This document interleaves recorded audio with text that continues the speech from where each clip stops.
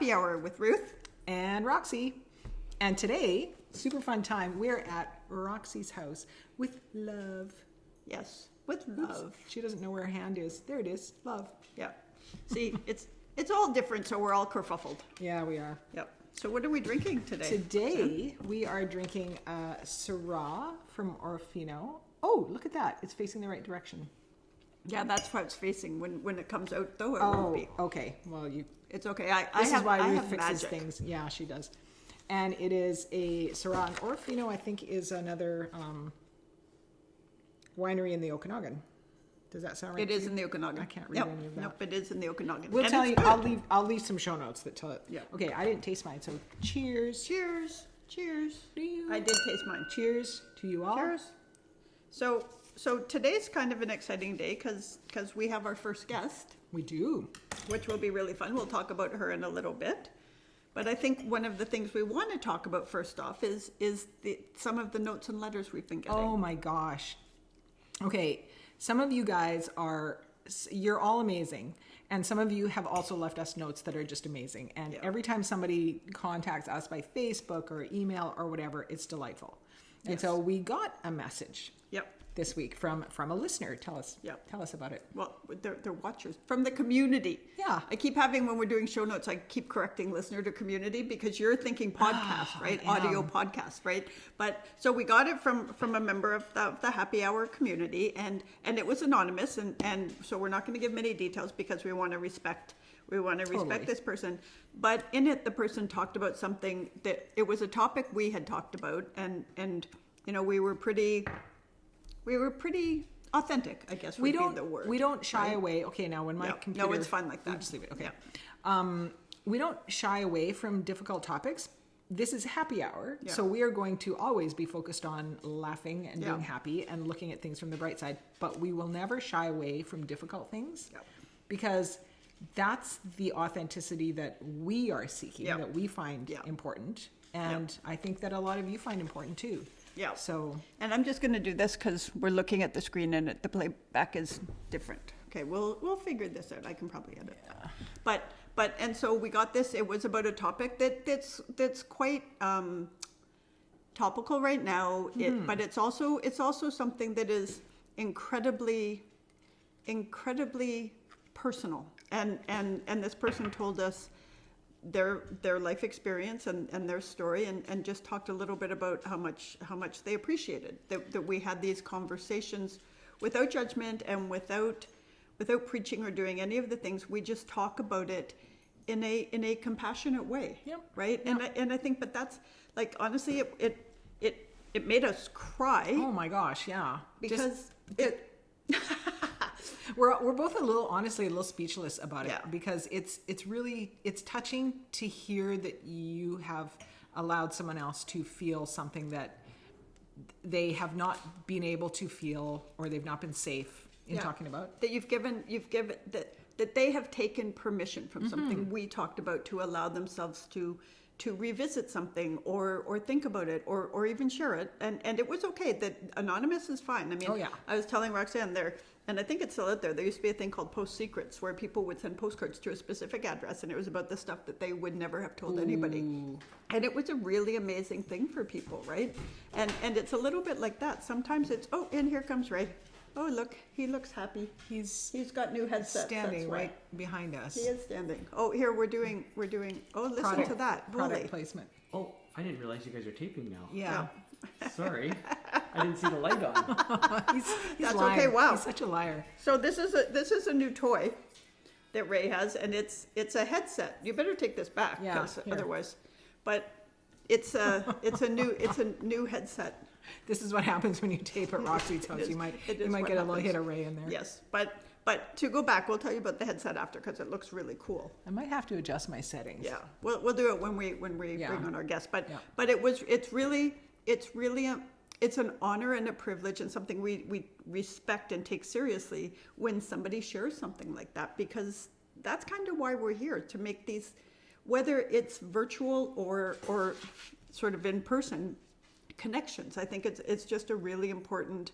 It was an important moment for us because it gave us a little bit of validation that we're doing the right thing. Yep. But it also, it's like, this wasn't the only outreach that we've had where people said, yeah, wow, like yeah, what you yeah. talked about, Matt, it hit at the right moment. It mattered to me. It made me consider a different way. And I think that's part of it. And that's why we're building this. We just put up a blog post today talking exactly about that. Yeah. And by the time this comes out, it'll be, a couple of weeks away. But I think it's clear there's a need for this kind of connection. And we're really grateful that you're choosing to come and build this with us. We were taught, or maybe you posted something earlier today about temperaments, the INFJ temperament. Oh yes, I sent that to you. Yeah, INFJ, yes. right? That's yes. the one. Yeah. So that's for anybody who follows it's either Myers-Briggs or Myers-Briggs. It's Myers-Briggs. Okay.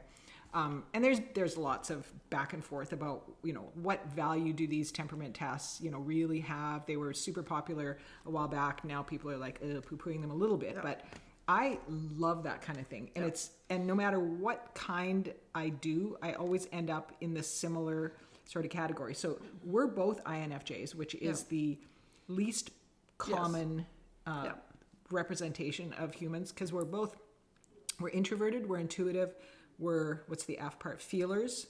Yeah. And J is judging, perceiving. Yeah. And not judging as in judging, but Yeah, but I can't remember how that goes. Yeah. But I think the fact that we're both that way is partly why we connect, but it's also why we want to connect with other people. Yeah. Because that is, I think the INFJ is the counselor or it's a helping thing. And for me, I'm fascinated by secrets. I'm fascinated by the stories that are underneath the lives people live and why they do the things they do. And I think that nobody sets out in the morning to wake up and be an asshole, No. We're all motivated by things. But most people don't. But they don't think they are. No. Right? I really, I mean, that's what I think. You're a little... I'm more cynical. She's more jaded than I am. But what's the right way to say it? So I think some people realize that they're abrupt or but they've positioned it to themselves. But I do think that most people, and when you just said, like, most of us have things that are feelings we're either afraid of or ashamed of or embarrassed by or confused by. Like, there's all this stuff that's in us, right? Which is honestly why, for me, therapy has been so good, because there were times when I couldn't figure out what was wrong. I talked to a therapist and something comes up and it's like, whoa. I didn't, like, that wasn't a part of my conscious thought pattern, right? But it was clearly there, because when the therapist was like, what about this? And it was just like, I think I need to go sit in the corner and cry now. Yeah. Right? Now, did you keep a journal when you were younger or now? Yes, I did when I was younger for a very long time. So did I. So I think lots of people do, but I think that is part of, to circle back to where we started initially, it's the talking about things, right? It's the putting words to something that is kind of wordless. Like, emotions don't have words. Yeah. So when we're able to actually figure out what it is that we're feeling, we can address what we're feeling and we can deal with the behavior that goes with the feeling. But unless we can talk about it. So for me, journaling was a big deal. Yeah. Counseling has been a lifesaver for me. Oh yeah, me too. But talking with people. Yeah. Right. So if we can be a place where people are like, hey, you talked about something and I want to join that conversation. Love it.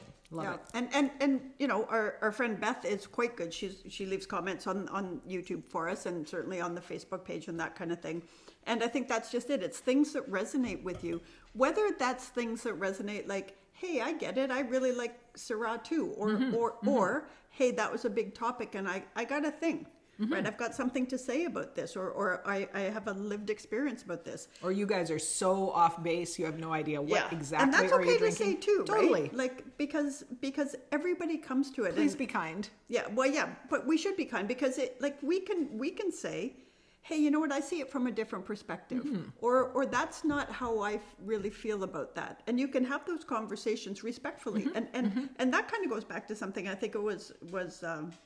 Our community member Lindia said once, and she wanted to talk about how the world is, it's impossible. It's so divided now. Right, I think, but it goes back to civility.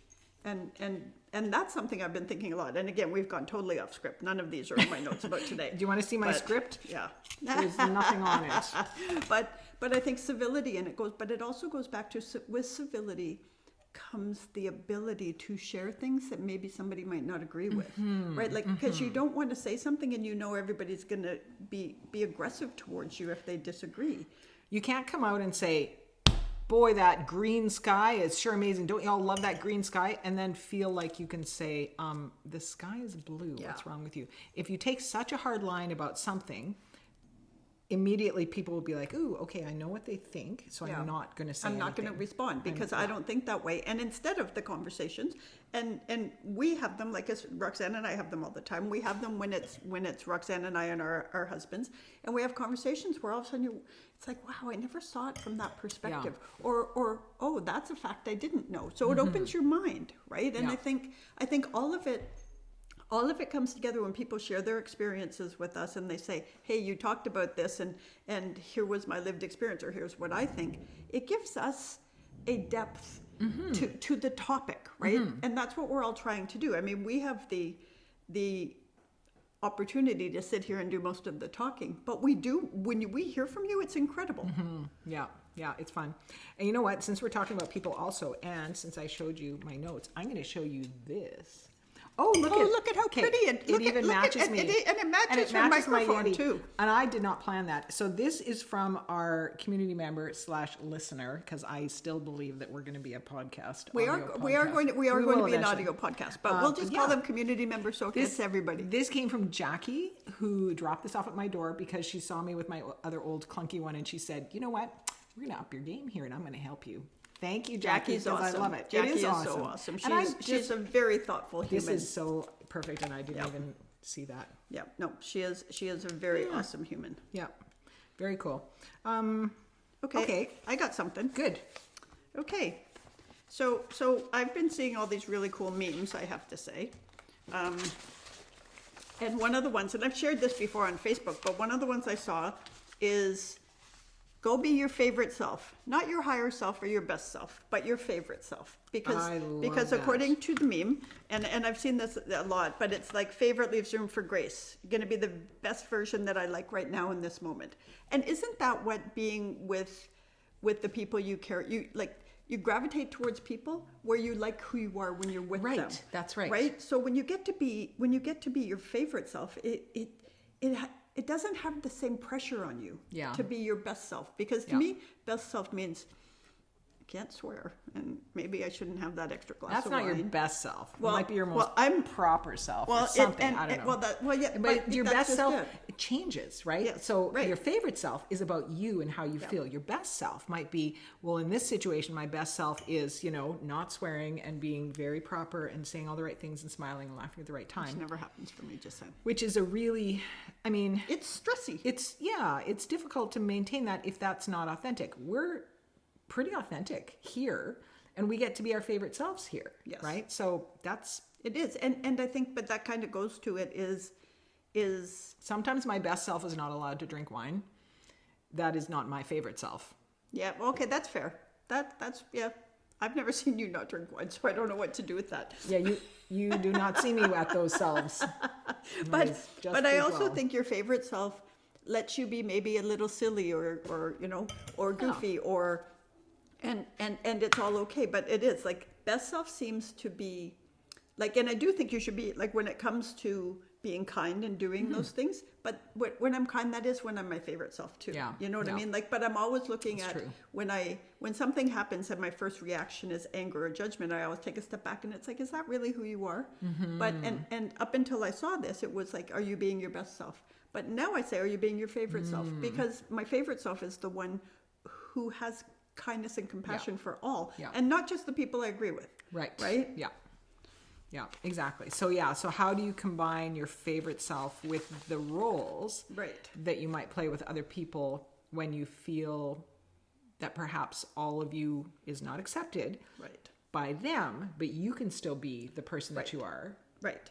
In that, that's another ongoing lesson. It is, and for me, and sort of an ongoing work in progress, I guess is the way to say it, because I do a lot of grown-up work, right? And so my favorite self is really stinking funny. I'm hilarious. However, the other side of that is when you're in these really serious meetings, like, people say stuff especially when they say, well, we have to look at the duties.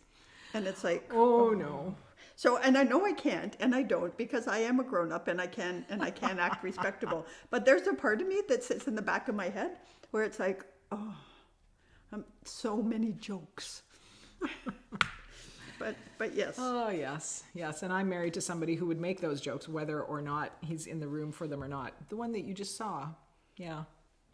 So his favorite self is also my favorite self. So do you want me to tell you a story? Have I told you this story? I don't know. The other day we were talking about something like random, and I think we had just had like a quick dinner or something, like on our back deck. It was a sunny day, and we were talking, and I was talking about how nice All it of was. us? And yes, the four of us. And I was talking about how nice it was, because we live right next door. So like, it's convenient and it's easy, and we wouldn't get to spend as much time if we didn't live here, because that's not how life works. And I was talking about how nice it was, and I really appreciated it. And then we went out to walk the dogs, and I said, oh, I'm so glad we got this house, blah, blah, and then her husband Ray said, I'm so glad you did too. And it was like, but, right? Because he's always like, my relationship we're like brother and sister, right? Like we poke at each other. He's like the little brother you never needed. Yeah, and I never wanted. Yeah, exactly. And he's like, I already have one older sister. I don't need another one. Yeah.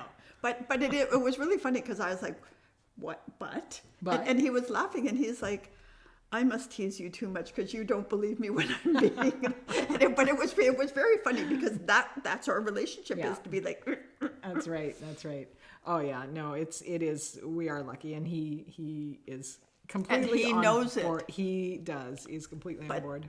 But we don't admit it, me and him, to each other. So this is what your husband said a little while to you, and then he told both of us. He's like, because usually we're podcasting at Ruth's place, and Paul's upstairs working, and he says, I listen to your podcast, and here's what I hear.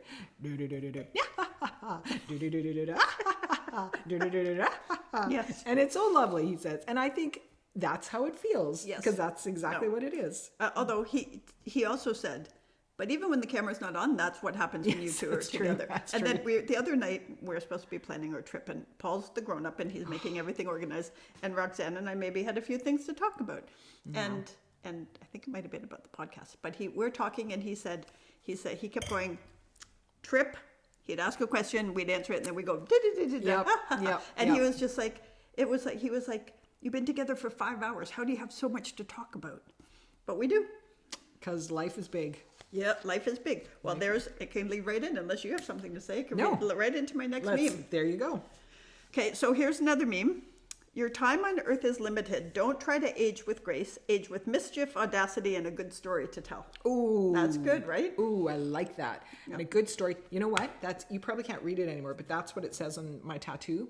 Oh, yeah? On the back, it says, it's a quote from my favorite book, which is? Dogwood Bible, Pinewood Bible, something Bible, right? You're close. The Poisonwood Bible by Barbara Poisonwood, see, I knew it. And it said, and the quote, and I now looking back, because if I could tell my younger self something, it would be, don't put everything, like just pick one line for my quote for your tattoo. Anyway, it says, listen, to live is to be marked, to change, to find the words of a story. And I'm like, that's life. That's life, right? That is life. I love it. Leave a good story to tell, or a story. Well, and I have this, and I think I got it from Etsy, but I have this framed print in my like our bathroom in our house, right? Our washroom in our house, and it's I'm not going to the grave gently and kindly, or something like that. It's like, I'm going to skid in at the last minute, drunk with a handful of chocolate, right? Or something like that. I'll take a picture and put it up. But it is really funny because that's exactly it, right? And as you get older, I think a little bit, like before, it's always like you're striving maybe for a career, or you're building a family, and the kids are growing up, and all your focus is elsewhere. Then all of a sudden you get to a point where it goes back to your favorite self, and it's like, I'm not the person, I'm definitely not the person where they're going to have a celebration of life and everybody gets up and talks about my accomplishments, because I have but you know what I mean? But what will happen is at my celebration of life, first of all, there'll be really good wine and really good beer, and music, and the other thing will be, I won't be there because we're going to do the Thelma and Louise over a cliff. Boom. Well, then it'll be a double thing. But it will be where people were like, you know what? She brought joy. She brought laughter. She was there when I needed her. That's like, it's a little bit like, and I know I talk about Jimmy Buffett too much, or a lot, and it's not too much because it's just the right amount. But that's a little bit like when he passed away, all of these people came out of the woodwork who felt like they were his best friends. And these are people that, I mean, I interviewed him once. I didn't know him. Right, but these are people that were true. But you talked to him face to face. I did okay, talk that's to him. significant. Like, don't underplay that. No, I did. And he also at the Toronto show that he came to Toronto, because in our interview I was like, why don't you ever come to Toronto, Jimmy? And he did thank me, right, on stage, which was really lovely. You. Well, I mean, he remembers some girl from, you know, like whatever. Don't downplay it. That's a big deal. But because he's so important to you. He is, and but the other thing is, he's so important that, you know, I didn't even need him, and I didn't need it to be personal to feel what he did for me. But there were so many people that are good friends of his. Like apparently, it's a really serious rapper just released a song about how he felt about Jimmy. Wow. And I'll find it and we'll put it in the show notes because it's kind of like, huh. Yeah. Right? And and there are all these people like Will Arnett who we're coming for you. We're courting Will. We're coming for you. We're courting him. But I want the people that I made a difference for to feel like how we feel about Jimmy. Yeah. Right? Or how I feel about Jimmy. I can't speak for anybody else. I learned about Jimmy from you, but now I love him vicariously that way. Yeah. Or something. Yes. Whoa! Oh, we have dogs. Okay. Always. So what do you got? Should we bring Candace in? Yeah, let's bring Candace in. Okay, we're gonna go off for 2 seconds, but we'll be back in. Yep. It's not 2 seconds for you. It's 2 seconds for us. And we're back. And today we have a fun time going on because we've never had a guest on before. And today we have my friend Candace, who I just introduced to Ruth, so they are new friends now. Yes. So Candace and I know each other. We've known each other for probably 20 years. Well, how old is your daughter? Because I met 22. you. Okay, so I met you. She was just little. Yeah. So she was about 3. So Okay, so that's a long time. And we were talking earlier about the kind of friendships that are, you can pick them up after a certain amount of time, because we knew each other through work. And you spent much more time with my husband than you did with me, but I claim you as my friend. My goodness. I know, and she survived. Exactly. But you've since left veterinary medicine, and Completely. you've left the same town. We were in the same town. Yep. We moved, you moved, and now you've moved even farther. Yes. But we've stayed in touch. Absolutely. And I love that. Yep. Me too. It is okay. For me personally, the relationships that matter the most are the ones that we can go 1 or 2 years, and it doesn't matter. The love stays the same. I still admire you, respect you, and pick it up. Well, and that's the magic of a real friendship, right?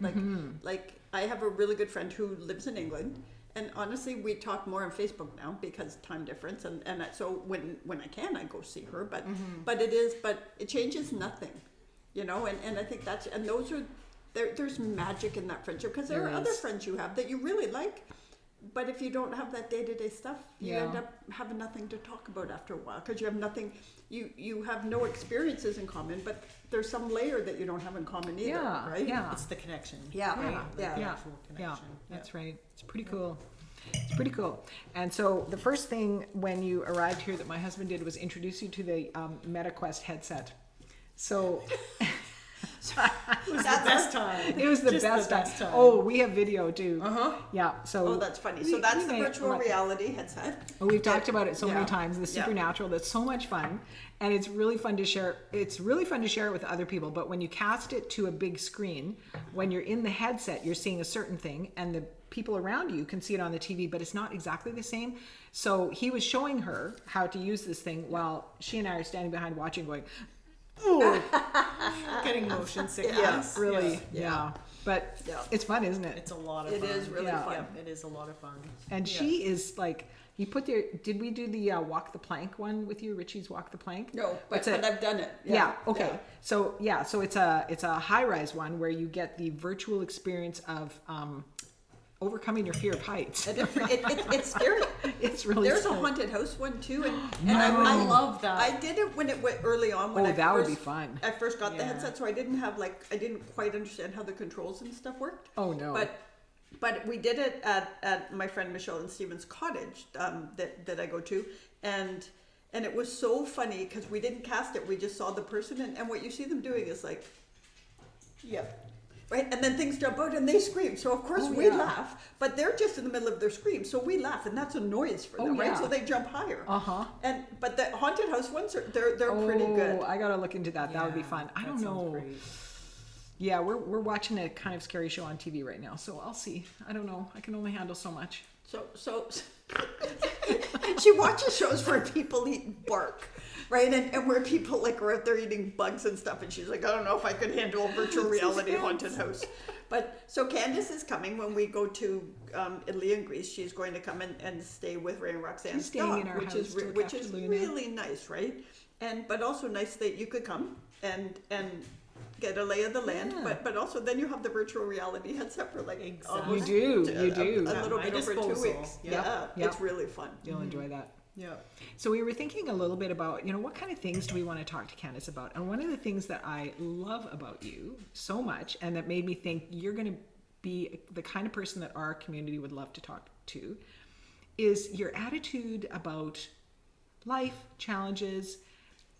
What you said something the last time we had breakfast together. You said you are what you put out into the world. Mm-hmm. And I thought, that's when I went, I have to tell Ruth, I have our first guest. And she came right home and told me. I did, yeah. Because that is, I love that. And it is so how you live your life. And it is such a healthy thing that is really, really hard to wrap your brain around until you've done it, right? Mm-hmm. And not easy to do, right? Like you have to be vigilant, I guess. Right? You do, but the more you do it, like anything as you're practicing it, it just becomes second nature, right? Like it's the conscious or unconscious, whether or not you're doing it. And the more you do it, the easier it becomes it becomes a part of who you are. Yeah. Oh, my dogs are misbehaving. What do you want out there? There's nothing out there. I'm going to let these guys talk and step away for a second. So you were in veterinary medicine for probably 17 years. 17 years. In total. Okay. Yeah. Okay. As an assistant and still working other jobs and yeah. But, And then as a registered veterinary technician afterwards, registered veterinary nurse is what I like to say. Yep. But you did that, and you were thinking about vet school for a while, and that was a goal of yours for a long time until what happened? So it was a goal of mine. I moved to PEI. I spent 10 months there in total. The year that I got there was the year that the professors went on strike. So you have to live there, you have to work there for a year before you can apply for the college. And at that point, if I'm not there for an education, what am I there for? Right. Mm-hmm. So we came back. And then this is the point where in my life I felt like a failure, all of that, right? All that the comes things. along with it. Yeah. And I was like, okay, so here are my options. Yes, I feel like a failure, but this is what I can do, and this is how I can move on. That's when you got your registered veterinary technician certification. Yep. Which is a big deal. Yeah. But it still wasn't your dream. It wasn't. I felt like I was settling. Yeah. I felt like it wasn't what I had intentionally wanted to do or ever wanted to be. I never wanted to be a tech. Right. I always wanted to be a veterinarian. Let me just, you said something there that I think is worth noting is, you said I feel like a failure. You didn't say I am a failure. Because I'm not. Right, and that's exactly right. Like I think but that's a really important, it's okay to acknowledge I am feeling this way at this moment, and I think that's probably something that helps you be this positive sort of seeing the world through a good light, is that's an important way to say it to yourself and how you talk to yourself, right? Yep. Because we all feel that. The challenge being, some of us write it in cement in our soul, right? Your feelings are valid. However, they are just feelings. Right. And they are not necessarily permanent, right? Yeah. Like and it's a little bit, you are not what you feel, right? Yeah. But that's a it feels like it sounds like a little thing, but that's a really important, big piece of it. Yeah. Words matter. Yep. Okay, so then And that So then, like, your journey is really interesting though, Yeah. because I'm listening, but I'm just going to make sure my look dogs after are those, like, you know. your bad boys. So you left veterinary medicine, and you now find yourself in a really interesting job. So we were talking about this earlier, and I think I wrote it down wrong, but it was something to the effect of, you're a professional complaint manager, and you can say as much or as little detail about your job as you want, because I know there's The job is complaint based. So essentially, you're the person that's trying to make a relationship work between the employer and the employees. So anytime there's an issue, anytime there is a concern, it comes to you first, and they're looking to you to solve it, or to fix it. Right. Yeah. So you hear a lot of people when they're unhappy about something. In fact, that's probably the only time you hear from some of them. When they're unhappy with you. Wow. Yep. Yeah. Wow. And yet you're such a happy person. How do you do that? You turn it around, right? So anytime somebody comes to you with a problem, the first thing you're going to have to do is listen to them. Everybody wants to be heard. Everybody wants to be validated. After you do that, you present them with their options so that they know where they're going.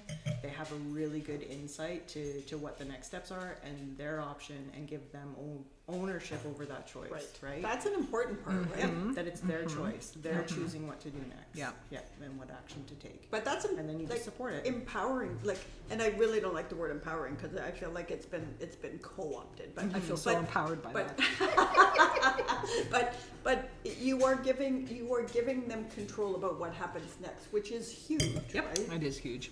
Yep. Yeah, it's one of those paramount things, right? Like, they do need to have that sense of control. They also need to feel settled at the end of it. Yeah. And if they don't think that they're part of the discussion or the choice, Yeah. then they don't have that feeling at the end. It's such a huge thing, and I think less people might come to you when there's an issue, right? So I do issues and crisis in communications, and so what often happens is you can see an issue emerging because people are they make comments on social media about their job. Usually they're smart enough not to do it on the company page, but most of the issues come from they don't feel respected or honored or validated already, and then what happens, unfortunately, right? Because I get it. I usually get called in when it's like, oh, we think we have a problem, and it was like, you know what? If you dealt with this 6 months ago, you wouldn't be paying me. Yep. And people just want to feel acknowledged. We've had similar things happen in our little physical community here where we live too, where, people complain to Strata about something, or people get a reputation for being troublesome or rude or whatever.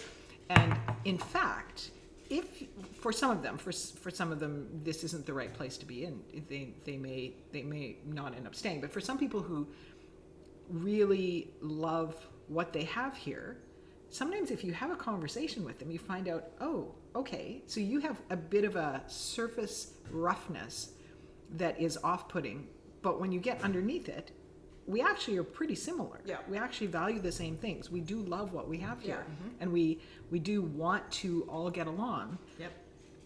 There may just be a little bit of that initial interface that's not super easy, but because we're different personalities. But the other thing my mom used to say, if you could listen to everybody and give them the benefit of the doubt that they're coming from a good place, right? Yeah. Which isn't always easy to do, but when you can remind yourself that when somebody's like, it's like, oh, they're complaining again, and it's a little bit like, so what's going on to make, like, is it something we can fix, or is something going on elsewhere? And this happens to be a channel that's an easy channel for their, right? And you must deal with all of that a lot. And I think I'm not sure whether what you do has helped you be this, or you're just like this stinking unicorn that gravitated Candace towards is a unicorn. Candace is a unicorn.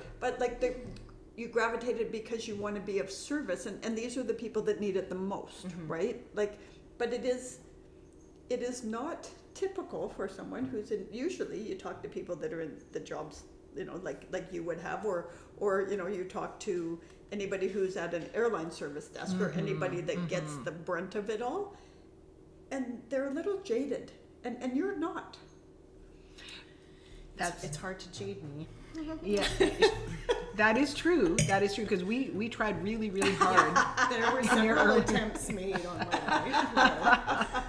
life. It is about, no matter how you're thinking that somebody may have wronged you, you have to look at what role you played in that. You're taking accountability for anything. Every challenge is an opportunity for growth. That is how you have to look at things if you want to be happy and not carry that, right? Like that's the weight that you don't need. Yeah. Yeah. We call that the AFGO Club. And I found this I read this in a novel somewhere. I wish I knew what it was. Another fucking growth opportunity. Yeah. Part of the AFGO Club. She really likes to swear on this podcast. I'm the potty mouth on the on the during like real life, I'm the one that swears all the time on the podcast. It's like, what'd she say? But I listen to some rough ones. yeah, but in theory that sounds really good. So how do you do it when you've had a really bad, like how do you, because you're my understanding is this is who you are. Like I can be really good for about 3 days. And then on the 4th day, it's like, I'm going to kill somebody. So I will say this. My attachment style is dismissive avoidant. So Ooh, that's interesting. What does that mean? What does that mean? it means that I can have friendships that still have value to me, but I don't need to see you. I don't need that in my life to make me feel secure or whole in the relationship. Okay. I trust that our Your friendship is intact. Until told otherwise, that's what I trust. Okay, But I We need also to am very dig into uncomfortable this. with my emotions. Ooh. So that means that I need to take time to self-reflect. And for me personally, I can go 72 hours, and if I am not speaking a word to one single person, that heals me. Like, I'm wow. good. Yeah. Okay, we were talking right at the front of the podcast about the Myers-Briggs. So we're both INFJs. Do you Okay. know what you are? No. Okay, so that would be interesting. Yeah. That would be interesting to find out because We'll put a link up to Yeah, the yeah, podcast yeah, and yeah, do it. But yeah. I want that. But see, that's interesting to me, and I think, oh, we have little Luna's here. I would pick her up, but then my dogs would freak out, and it'll be a whole thing. But that you're really self-aware, right? Yeah. It also means that those people tend to excel in work and be workaholics, and that is what gives you satisfaction in the day, is doing a good job. I tend to love working. Yep. Yeah. Anybody who knows me knows that. And You are one of the hardest workers I've ever seen. Yeah. Which was awesome. It means a lot to me. Which was awesome, but also makes you vulnerable. Yeah. Right? Because To be, I mean, but to be taken we worked the advantage crap of by out of not you, a, you know? but, right? Like I mean, you guys respect people and stuff, but a bad employer, right? Is would be challenging because again, I'm exactly that, and we talk quite often because don't tell any clients, but I do it for free. Yeah. Right? I mean, I like it, but the other side of that is as I've aged, I've started to realize it's like, so all the times when it was like, That's we mine. don't need you guys anymore, it's all okay. That meant nothing to them, Yep. right? Whereas it broke my heart. right. Yeah. Right? Yeah. And so it is. But it is, because I mean, I'm a workhorse, right? Yeah. I think that the traits that we're talking about right here that's a real commonality, because none of us like to be governed really Right. closely, because we're all really well self-governed. Yes. Right? Yep. Like I will meet my own deadlines. It might be by like the skin of my teeth or 3 extensions, but I will meet my own deadlines, Yeah. and I don't want anyone else coming in there to say, "Oh, you need to do it this way." So what do I do? Now I'm an editor, and I tell people, "Oh, sorry, honey, you messed up. Let me fix it for you. This is how you should do it." But your work is completely self-governed. You take the projects that you want. Yep. Not the ones you don't. You have a huge amount of control over your work now, which you didn't have before. No, I did not. And that's a big piece of what you love now, isn't it? It is. It's a huge part of what I love now, but I will say that working with other employers and multiple employers, Elwood was still the best employer I have had. Like, it was the best experience I had as an employer. Yeah, right. And that's what I want for everybody else. Yes. They need to get there. Well, and that's funny, because when I started editing, I said, I want to be the kind of editor that I wanted. Yep. Right. And That's did exactly. the kind of work that That's like I didn't get. But that's like when we started our little company. It's like we're virtual, and it's only contractors, Yeah. right? And it was always like, but we want to treat people respectfully. We want to make sure they have that if something goes sideways, it falls on us, not on them. And we want to make sure when we do well, they get something, right? Like that kind of thing. And I think when you've had it bad, you realize how important it is to make it good for others, right? Yeah, to treat people well. Do you know so she just said AHA. Their company name is AHA, because her last name is Atherley, and my husband's name is Holman, and associates, because we're virtual, right? Yeah. And we have a contract base, so I'm it's associate. She is, and she's a very valuable one. I'm an You're A. not really doing your freaking job. No, I'm really not. But it's so interesting because, so what do you do when you've had a really bad week? Like, how do you decompress? I moved to Hope for a couple of reasons. So Just the name. Which is, okay, so Hope is about an hour from where we are? So it's about 2.5 hours from Vancouver. It's about 55 minutes okay, from you, which here. is a half hour from where you used to live. Yeah. So we both moved out, Further. around the same time from there. So To the country, half hour, just saying, people, to we're the in the country. to the boonies. To You're the even boonies. more in the boonies. I than we were. am. I am need to surrounded let by my dog out. mountains, and the Coquihalla River is right across from my house. Oh, nice. Yeah. So that's what I need, right? Yeah, That's yeah. my refuge. Yeah. I need that nature. I need a sanctuary. Yeah. And it has Yeah. to be mine. Yeah. So I have made my home, spent the last year Right. renovating it to make it my home and my safe space, and Right. that's what I want. So that's where you go That's to my life. decompress, right? Yep. Right. And you don't have any pets now, None. I just take care of pets. which we love. Yeah. But it's a Well, funny mine- it's a funny thing though, because like when we knew you, we had friggin' a house full of pets. Yes, you did. And you had a 2 I or had 3 enough. dogs Yeah. at a while Yeah. for a time, and cats. Yes. What is wrong with my dog? She's being very They're all a needy little today. needy. There must be a Yeah. full moon or something. Yeah. Something's Yeah. going on. They're all a bit needy. It's kind of neat though to go, like for me to not have cats was a real identity thing. Was it? Yes, because I've always had cats. I had cats before I had Ray. Yeah. And it was like, if my cat doesn't like you, well, I'm sorry, He but doesn't you know, well, I actually, made I my was going to choice. say he doesn't use a litter box, but when he comes to my house, he thinks my bathroom is a litter box. Yeah. He's like, Yeah. oh, Ruth's bathroom. I gotta go. He's very happy in my bathroom Yeah. somehow. Yeah. But yeah, and now, so how has that changed how did you adjust to that? I adjusted actually just fine. The freedom Yeah, of, yeah. and honestly, the sleeping without pets and without kids, amazing. That's true. So That is I true. needed that in my life. Yeah. And Yeah. my last dog, she was a lot. Yeah. She was very high needs, Yeah. and Yeah. she required a lot of attention and a lot of work.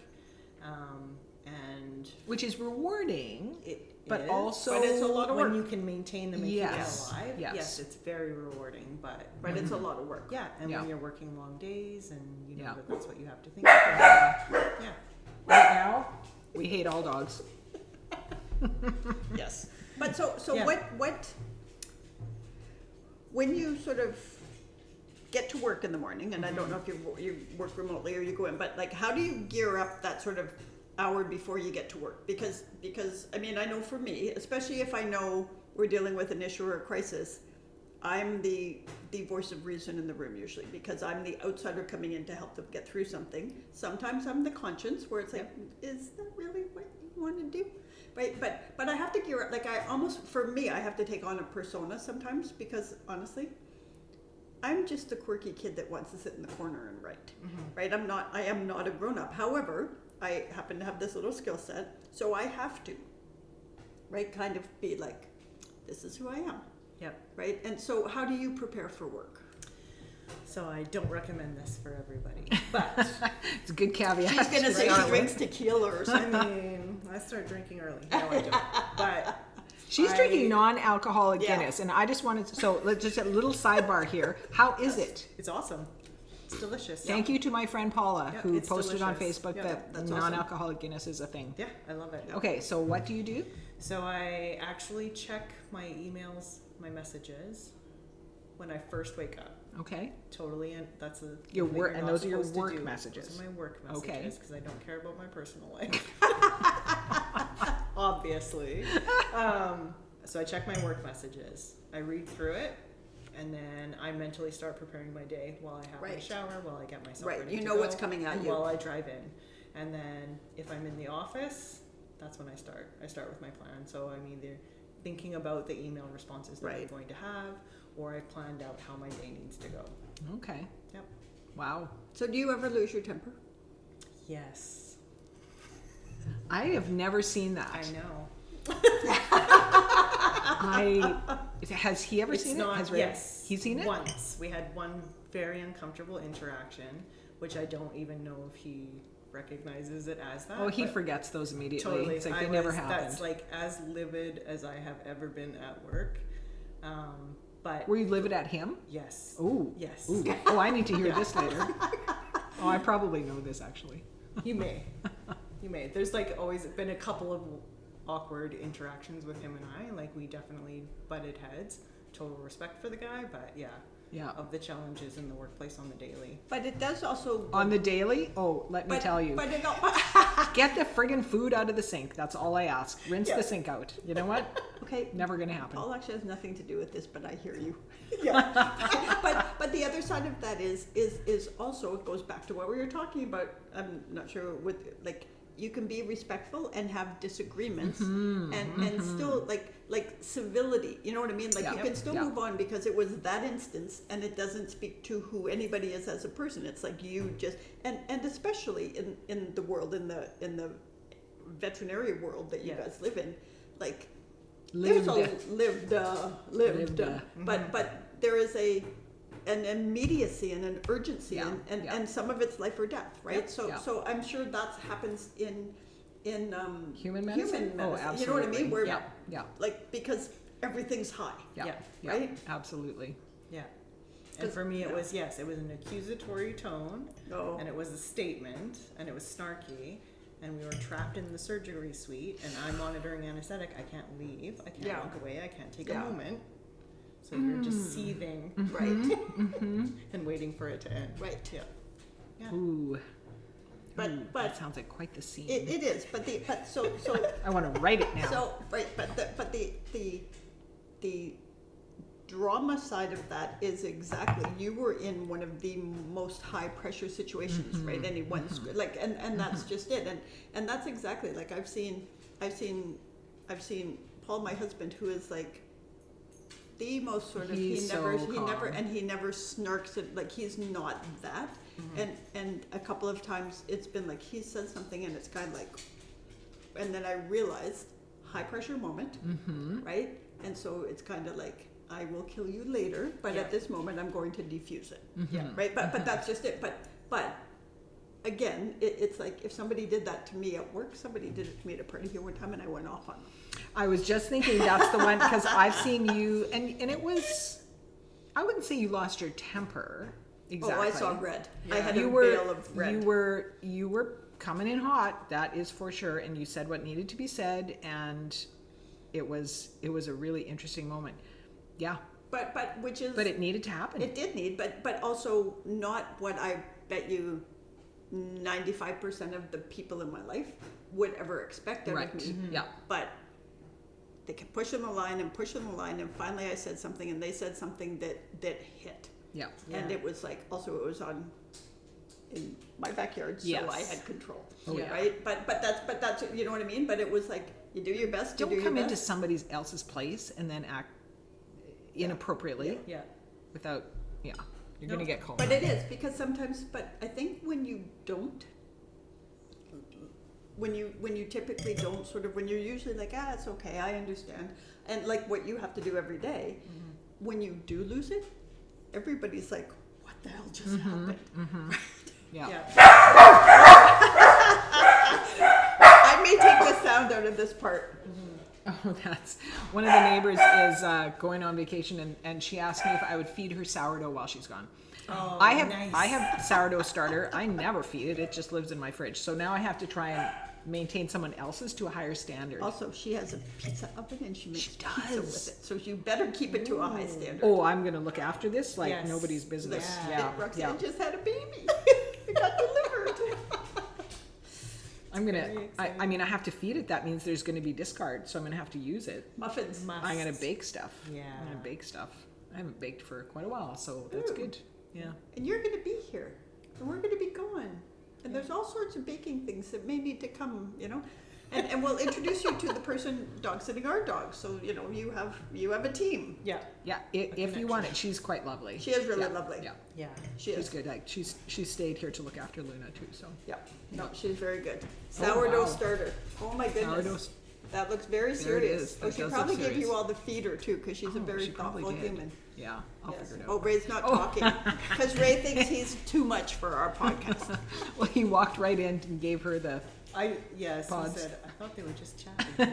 Oh, it's fine because part of this is like being at this house, right? Yeah. This Okay. is pretty casual. Yeah. So tell us something that the community. She keeps saying listeners. Because listeners, it's a podcast.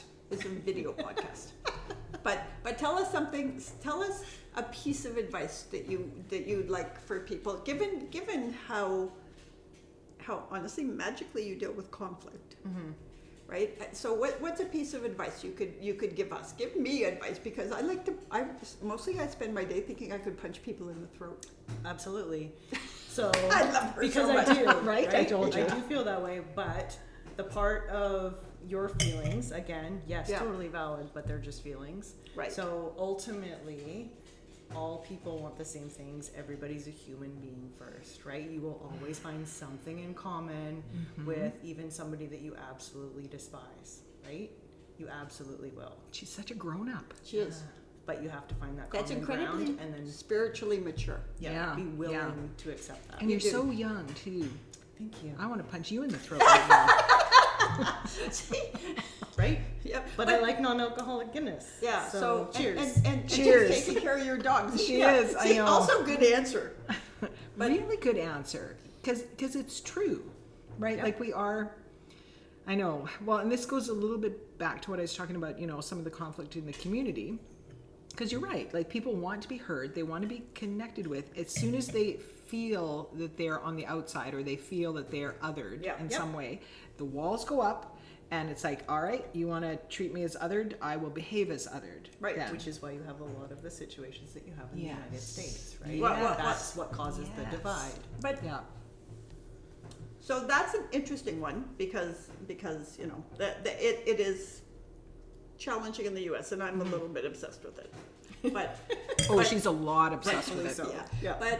But the other side of that is also so I spent, especially the first years, trying really hard to talk to Trump supporters. Like I Yeah. tried really hard, Yeah. except they tell me a bunch of stuff, but they never wanted to hear me, right? And I guess the challenge with that is I completely hear what you're saying, but at some point, and I get it, that somebody has to take the high road and move forward a little bit. Always. Except what if you keep taking the high road? Yep. And the other person doesn't. Like that's always my question about conflict. So here's how I look at it, is that anybody who has learned that behavior, lived that behavior, right? Even if you're putting something out there and they're not willing to accept it, that's fine.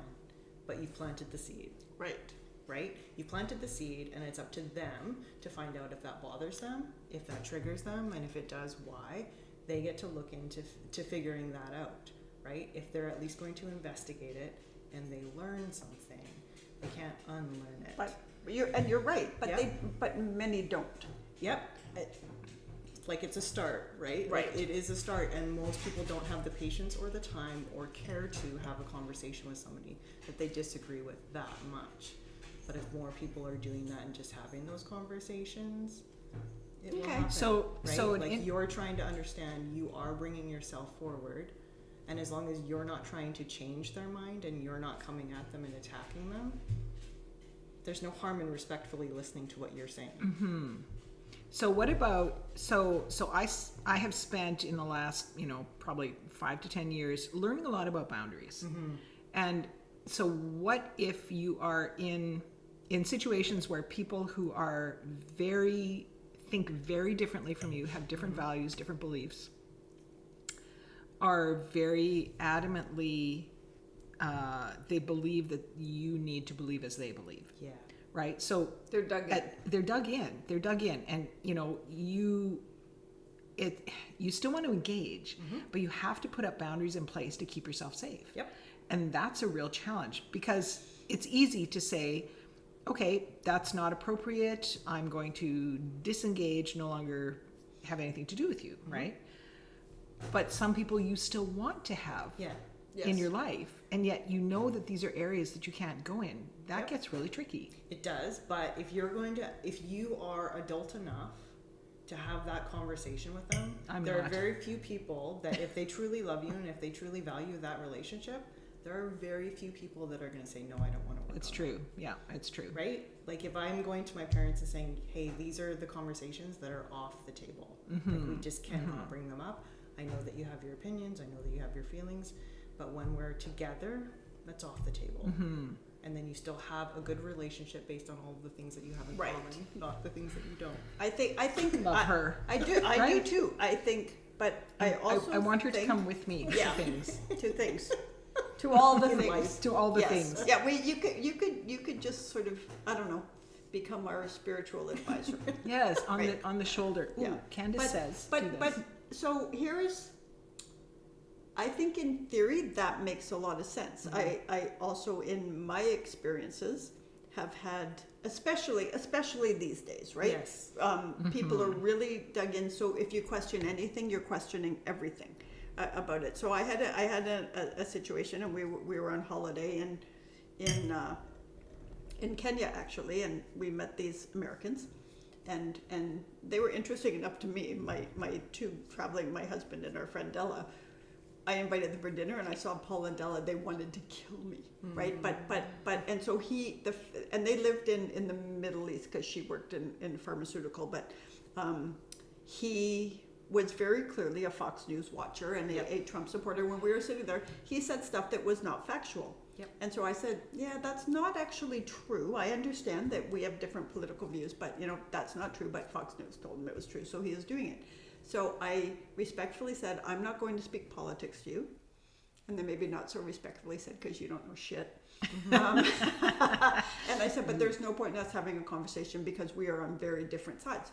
But let's talk about, hey, what's life like here for you? But he kept coming back to it. And it was an interesting thing because I had to use the stuff I teach clients, where it's like, I'm not going to engage on this because I engage in facts. And I did do that because I wasn't also saying I'm not going to engage because I'm afraid of you. Yeah. It was like, I actually have read like 200 books and about 5,000 articles. I actually know what I'm talking about. Yeah. And he watches Fox. But it was an interesting thing because the more I wouldn't engage, the more pissed off he got. So I'm going to offer an alternative to Yes, no, that's good. No, I'd like to hear it because honestly, if that's somebody, that person wants to be heard. It doesn't matter how ridiculous it is. It doesn't matter if you agree with it. It doesn't matter. Just say, can you tell me more about that? Until they have said everything that they need to say on the topic. Done. But they're saying things I know to be untrue. And I mean, I'm not. You don't have to agree with I'm them. not talking You don't about, have to agree with it. You're just listening to them. You so are that right. They feel heard. Period. Okay, you know what I mean, that makes me think of, and you're a mom of a young adult, and I've got adult children, and that makes me think of parenting where you've got a kid who is losing their mind about something, and you know that it won't matter tomorrow, and it's ridiculous, but all they need is to scream and yell and for you to say, I see that I you're see upset. you. I see that you're upset. Tell me more. Yep.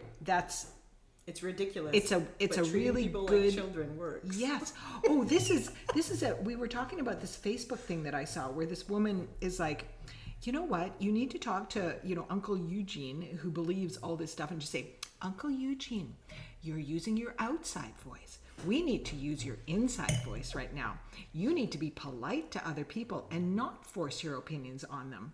And you know what? We do need to treat some of those people just like children.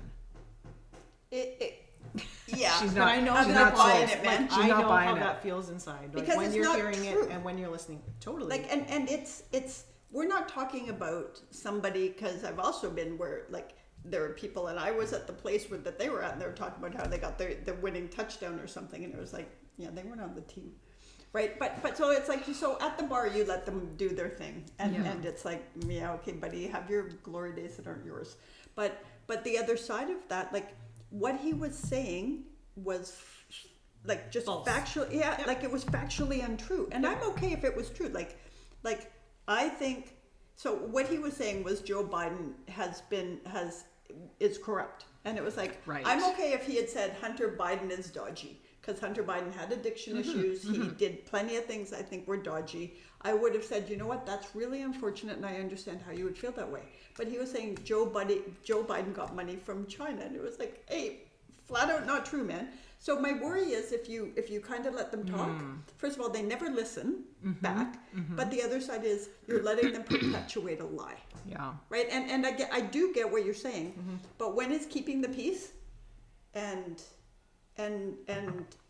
making sure truth is heard? Because the other thing, there were 3 other people at the table. I don't know what his wife thinks, because she was very quiet. It doesn't matter what she thinks, because he's going to tell her. Well, Right, yeah, no, right, but yeah. but Yeah. you know, but it's one of those where it's like I feel a responsibility, and not like I don't go out and fight people about who are Republicans. We have lots of people here who are conservatives, and I understand. I can have a good conversation about policy and stuff. I'm talking about the mega, right, white supremacy, like that end of things. So it's interesting to me because I am willing to listen. I'm also willing to listen to if somebody said to me, here's why, you know, I think it's okay with what's going on in the border in Texas, right? Because they're having this big fight about who gets to, now Texas is trying to get this law where they could just pick up anybody who looks like they're an immigrant and deport them or check them. So that's racial profiling. Wow. But I'm also happy because I don't live on the Texas border. I don't know what that feels like when you're always having people cross, right? Like I have no idea. So I'm willing to listen. I used to go to Texas and listen to Republicans all the time. I can't listen to them mega people. I was going to say another word, but Yeah, so But- then but- I think you have to choose whether or not you have the energy for that, right? Like Right. that person knowing this, going into it, is it a day where you're prepared to have that conversation? If Right. not, then it's okay for you to just either not answer the phone or not go. really, could you just follow us Yes. around? And like, but I think it's I completely hear it because I think the challenge right now is none of us are hearing each other. But I also think that for some, I tried really hard, right? When when Trump got elected, I worked really hard to understand why people thought he was good and why this, and it got, and like even I was on a cruise and this woman was absolutely like so pro-Trump and she was obnoxious about it. Blind. Like, but and I mean that part of it is a cult, and I know this is extreme, but like to the point where every time I saw her, I'd walk by with my friend Carrie, and I would make Carrie say, "Have you talked to your Auntie Nancy? I mean, Nancy Pelosi is your aunt. I can't believe this." Just to like irritate this person, right? But I think you're a far better person than me because no, but you really are because I have. I know her too. I just want you to Oh, know yeah, you are. a great person. See, you're so you nice. are a great person. See, she. But there is something at this moment. Like I keep seeing these things. Like I read Anne Frank when I was growing up. Oh yeah. Right. And I used to think, what would I have done, especially as Anne's age, right? What would I have done at that time with all of it? And then after you learn, like during COVID, I took a virtual reality tour of Auschwitz. Yeah. And with a professor, right? And so because nobody's there, he can walk around with the camera and he's telling you these things and showing you pictures, and it was really incredible.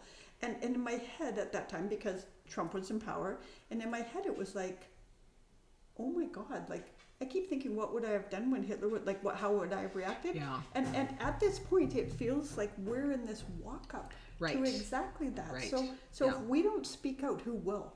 I think yes and no. I think we have to put things into a little bit of a perspective of it can never be that way again, right? Like the world is watching, right?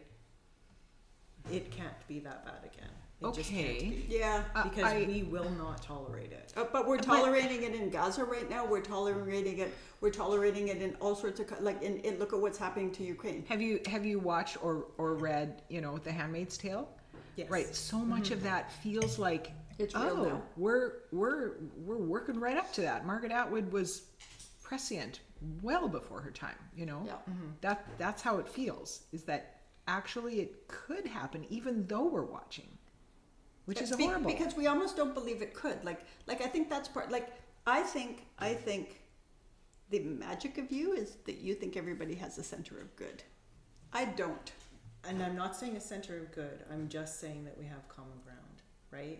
Like I used this reference for Ray earlier. Like you and a cannibal may still both want the kitchen clean at the end of the day. That might be your thing that you have in common. It doesn't make what the cannibal does. No, that's fair. I think that's that fair. Right. Yeah. So it's finding common ground, but how do you find hello sweetness? Hi. But how do you What's find your common problem? ground of somebody who others people like who says who what's the most recent thing, and it's going so Trump just recently said if you vote Democratic that means you hate Israel, right? Like Wow. the thing is like those are like immigrants are poisoning the blood. Like the thing is, for me it seems that we're in this moment where we have to rise up. And I have lots of friends in the US and some of them are worried. But if I was in the US right now, I'd be working for my local Democratic senator or person to help them get reelected because if Trump gets back in my opinion, democracy is gone and it's going to become a fascist country. The guy that is one of Trump's main guys, Stephen Miller, people from his high school wrote in his yearbook, "You're a racist," and he's Trump's main advisor, right? I'm not sure I warned you that this may go into a political it'll realm. get No, dirty. I'm totally I'm with sorry. it. Oh, I'm sorry. totally But with it, but it goes that back is to the person he emotions, is. right? Yeah, it Right? does But- go back but- to emotions, but- and he's playing on their Yeah. emotions. Yeah. He's the one who's always saying that you feel like people are against you and attacking you. I'm right there with you. Yeah. That's why I'm he's standing successful. in front of you. That's Yes. why they're on Yes. his side, and Yeah. that's why Yeah. they will blindly and- follow him. And, Yeah. and, And to- those people are loud. We Yes. have to be louder. Well, Yeah, and, yeah. and it's a small group that's loud, which is also the thing. Yep. But the other thing is, so it's also, I read Hillbilly Elegy, and then the guy that wrote it has become like a suck up to Trump. But it's also, I completely get it, like how we live our lives and how lucky we are in so many things. Because even as hard as life has been, and sometimes we are fortunate enough that we get to sit here and do this, and we get all of, like there are people that are still like working 3 jobs to raise a family, and but you know what I mean, like You're just working one job now. Now I'm just doing one full-time One job. job. that's good. Well done, The Candace. luxury. Well No, done. but that's good for you. But Because also, you've been working many jobs. Yeah, right up until Right? May of Yeah. last year. Yeah. oh my there you goodness, but that's exactly right. Like the thing is, society, the economy, that however we've built it is broken, right? I am all about, like when people are like, I don't want fast food workers to make $15 an hour, and it was like, pay an extra $1 for your burger, man, right? And like the other thing is, so I saw something, and it was somebody who made 15, like an apprentice somewhere, and they're like, you know what, or made $20 an hour. You know what I would say if they said fast food workers are going to make what I make? I would say, good for you, Yeah. right? Because we should lift everybody.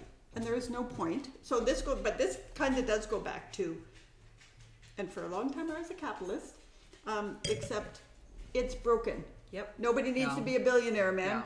We need to pay people right. We need to have at least a basic income for people that maybe after a certain thing, people get something. Like we need to do better because nobody should work 3 jobs. Yeah. Right? Like Unless they want to. well, Unless okay, they want but there no, but even then, because Yeah. even then, probably working 3 jobs. Imagine Just gonna let the dogs out. what you could have if we did better dealing with baseline salaries. Yep. You could have taken the time you were working 3 jobs and written a book, which I actually think you should do. Or you should have. You could have. I know some people who can help you. But you know what I mean? Like, So do I. Like there's so much that could be done with a mind With like that time. yours, right? Like the thing is, we're not giving people, like there's so many amazing creative people, which thank goodness for social media and podcasts and things, because before nobody ever got a chance to. So there are all these people, and music changed because of social media and all of this. But it's like, what the hell is wrong when people can go to space because it'd be fun. Yeah. And meanwhile, there are people freaking who can't feed their kids. But also, all of those things are what made me into the person that I am. I have to appreciate every Right. experience No, that I and that's yeah, fair. yeah. And I think that's a really fair thing. But I think you'd still be the same person if maybe life had been a bit easier, right? Like, I would hope so. right, I would hope so. right. But And none of us will know what our path would have been like. No. We can imagine, but our path is our path. It's what we get, and yeah. and sometimes like because that's exactly right. For all of the hardships and the struggle and stuff, I'm grateful for them because it made me resilient. It made me all of this. Yeah. But the other side is sometimes I look and it's just like, again, and not to pick on Trump, and we're probably going to get haters because I'm talking too much about It's him. okay. But he got the equivalent of $420 million today money back when he started, right? You know what I could have done with 10% of that, 1% of that, right? You know what I mean? And I know like to try. But the other side is like I appreciate.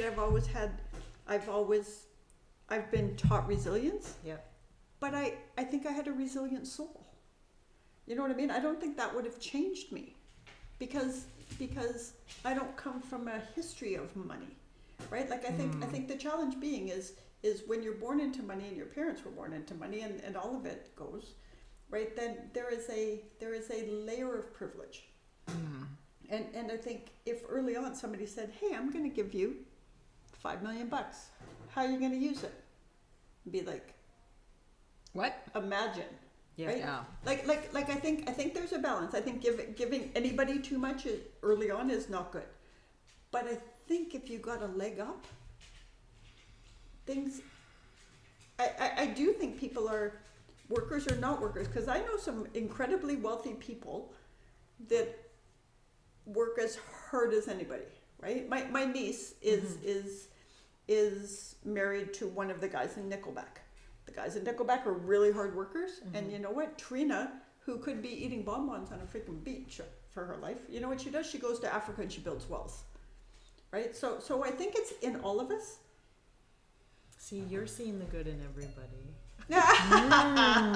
Ooh. Okay. Yeah, but Because you're trusting that people would always make the right choice I think, and for the greater good. yeah, well, some people, others like Trump would, Yeah. But I do. I think the measure of a person is not always what they do when it's hard. It's what they do when it's easy. Ooh. Oh, that's See, I interesting. like to say that I work just as hard when nobody is watching Right? Yeah. Yeah. because that's the standard that I hold. But that's just it, right? Yeah. I actually did a TEDx talk on who are you when nobody's watching. Yeah. Ooh. I think I watched that one. I watched a TEDx talk by you. Yeah. That must be the one. Yep. I was a little chubbier then. Just saying. I A watch little bit it. more robust. I watch it, and it was like, holy man, and like I've always been a chubby human, so Wow. it's always like one This of those. devolved fast. Of course it does, because we can only be serious for so long, man. It's like the dent in my Wow. face. I have a dent in Oh my my face. God. just We saying. discovered this in the last podcast. I'm like, you and your dent. Enough. Gotta be Enough on the already. other side. Yeah. See, my good. I call them I dimples. keep moving out of frame. Yeah, I know. You do that. It's okay. It's okay. That's it doesn't it's matter about you because it's a guys. podcast. People are listening. They're not watching They're a everything. video podcast, man. Yeah. I do prefer to watch than listen. I'm just gonna say. Yeah, unless Right? you're gardening and you Yep. just want it in your ears, Sure. you know, or But I'm driving. gonna miss more if I'm just listening. Absolutely. The That's body very language true. and stuff, right? It matters. Yep. It's true. Yeah, no, Yep. no, it does. It does. Okay, we've taken poor We've Candace taken down a Candace garden path, yeah, man. way longer This than was- we thought we This was would. very enjoyable. Look at Appreciated she's the trying to get out. opportunity. She is. Do you want Thank you so much for coming. now? Thank you. Because Yeah. you can stay, but you can leave if you want. I I do think have to go we're to the bathroom. well. Okay. We should let you go then. Okay, So we're yes. gonna- So tell us how much you loved having Candace on, and how we should have more guests on. Okay. So was that not so cool having somebody else kind of help us with our random crazy conversations that just go off? But look at how great she is. And we still went off. And she, Candace, She played tennis with us, man. she did play Or tennis. pickleball, depending on your age. Something, yeah. But yeah. but look at how, like, honestly, she didn't miss a beat in Nope. in being who she is. Yeah. Right? Like, and I learned things from her. I'm still not listening to Trump supporters, but I did learn things from her. She's an authentic human. Yeah, And if that's what we're striving for, like if we're all looking to be our best selves, our truest selves, we still aren't necessarily going to agree, but maybe we can hear each other a little better. well, and even taking her approach to the world and letting even a bit of it seep in, I will be less likely to internally or maybe externally roll my eyes the next time somebody tries to tell me something, especially about U.S. politics. But I think she has this great approach. I mean, and she does like what my mom said. She gives everybody the benefit of the doubt. Yeah. Right. Yeah. Like she sees them coming from it in whatever the way that's good for them is. And so what we want from this podcast is to make us think and talk. Yep. And on that note, let's talk about gratefuls. What are you grateful for? Oh, jeepers. You go first. Oh, I'll go first because I actually thought of something. So this is so simple, but when we were getting ready today, I was upstairs working on the tech and grabbing my mic and figuring things out. And I was listening to Ray and Candace downstairs laughing. And I was thinking about how great it is to hear the sound of laughter, how great it is to laugh, to feel that in your body, and how important laughter is for us. So I am super grateful for laughter. And I'm grateful for the amount of laughter that we get from doing this podcast. Because we laugh all the time doing this. And I think that you guys laugh sometimes. Sometimes maybe not when we want you to, but... Yeah, that's fair. But, there's the thing, right? Like, we're looking to talk about joy, deep and difficult things, but also embrace the joy that is all around us. Of the moment. There's always joy. No, so there. That's that, pretty lady. Good. There. That's a hard one, right? So I will say I am very grateful to Roxanne's husband, Ray, because our dog went in for surgery. Oh. And so this isn't like this. Being a veterinarian is not easy anyway, because you see this little animal usually from birth until you send them off the Rainbow Bridge to the Rainbow Bridge.